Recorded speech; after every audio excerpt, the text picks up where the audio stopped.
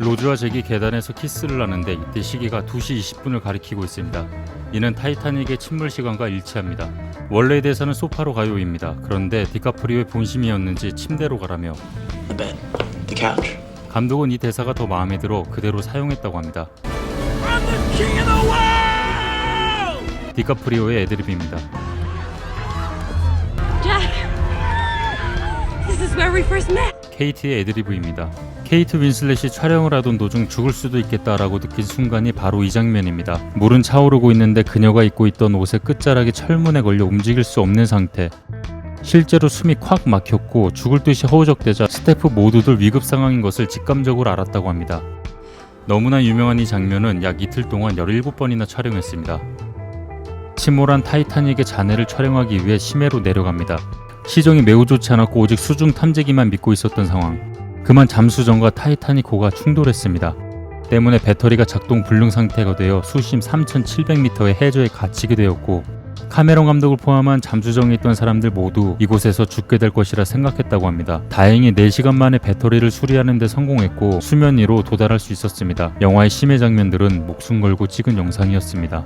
제임스 카메론 감독은 잠깐 카메오로 출연합니다.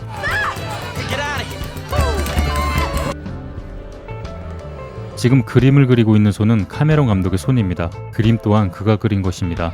2명의 어린 여자아이가 구명보트에 태워질 때 아버지가 한 말. 이 대사는 실제 생존자의 증언에 의해 만들어진 대사입니다. 아이를 안고 그대로 동사한 여성의 장면은 생존자들의 증언을 토대로 재현한 것입니다. 팽이를 가지고 노는 이 장면은 실제로 타이타닉이 출항했을 때 있었던 일입니다. 소년과 아버지는 침몰 과정에서 다행히 살아남았다고 합니다.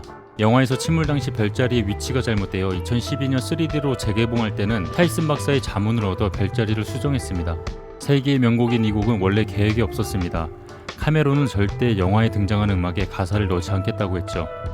음악감독 제임스 호너에게도 가사를 넣지 말라고 엄중 경고를 내렸는데 제임스 호너는 어찌된 영문인지 작사가 윌 제닝스에게 가사를 쓰라 부탁했고 셀린 디온을 만나러 라스베가스까지 가서 녹음을 합니다. 녹음의 과정도 순탄치 않았습니다. 셀린 디온은 이 곡을 부르기를 거절했기 때문이죠. 남편과 매니저의 끈질긴 설득 덕분에 녹음할 수 있었고 카메론에게 들려주자 눈물을 흘리며 그 자기주장 강한 카메론이 생각을 바꾸어 영화에 넣었다고 합니다. 이후에는 뭐 다들 아시죠? 귀부인들이 입고 있는 옷들은 실제 장인이 만든 옷으로서 이들이 입고 있는 옷의 비용에만 약 100억 원이 투입되었습니다. 긴 영화인 만큼 오게티도 존재하는데 실제 타이타닉이 출항할 때의 날씨는 흐린 날씨였습니다. 잭이 로즈에게 위소타 호수에서 얼음 낚시를 해봤다고 하는 장면. 위소타 호수는 1918년에 만들어졌고 타이타닉의 침몰은 1912년입니다. 이 아이는 카메라를 보고 웃고 있습니다. 출항 당시 타이타닉을 따라가던 돌고래는 대서양에서는 서식하지 않는 종이라고 합니다. 선장을 클로즈업한 장면에서는 컨택트 렌즈를 끼고 있는 모습이 나타납니다. 그 당시 최고의 스타 탐 크루즈는 재개 역을 간절히 원했지만 단 한 명의 스타 배우도 출연시키지 않을 것이라는 감독의 철학으로 디카프리오와 케이트 윈슬렛이 캐스팅되었습니다. 참고로 여주인공의 최초 캐스팅은 기네스 펠트로우였으나 그녀가 거절. 함께 조용한 죽음을 맞이했던 노부부는 실화입니다. 추위로 얼어붙은 효과를 만들기 위해 설탕 절임을 사용, 머리는 왁스로, 김은 CG입니다.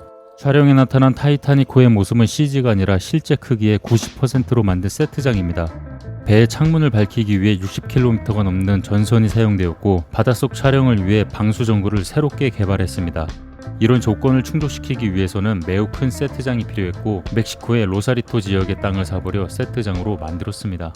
이 장면 케이트의 모습은 모델의 몸매와 케이트의 얼굴을 합성한 장면입니다. 카메론 감독은 타이타닉에 필요한 예산을 지원받기 위해 폭스사에게 자신의 계약금과 영화 수익까지 모두 포기한다고 말했고 만약 영화가 실패하면 터미네이터 3를 무료로 제작하겠다고 약속하며 예산을 끌어모았습니다.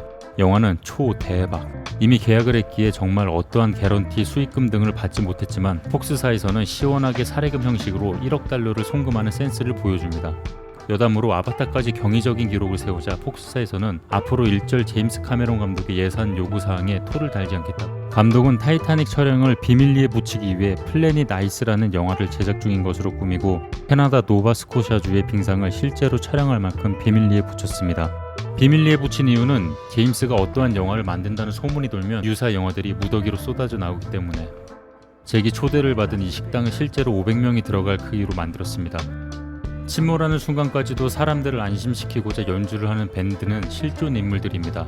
안타깝게 밴드 인원 모두 사망, 밴드의 실제 주인공 윌레스 하틀리의 유품 바이올린은 15억 원에 낙찰. 빙산의 모습은 생존자들의 증언을 토대로 디자인되었습니다. 영화 개봉 전 상당수의 전문가들과 언론들은 타이타닉은 실패할 것이며 제작비도 회수 못할 가능성을 99%로 기정사실화하고 있었습니다.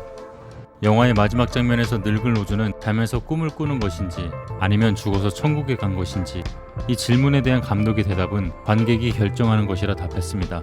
나무에 충분한 공간이 있었음에도 디카프리오는 왜 올라타지 않았는지, 만약 올라탔으면 살 수도 있었을 거라는 연구도 있듯이 디카프리오가 살아남았기를 희망하는 관객도 많았습니다. 그런데 관객의 바람대로 기적적으로 디카프리오는 살아남아 훗날 어느 해변에서 깨어납니다.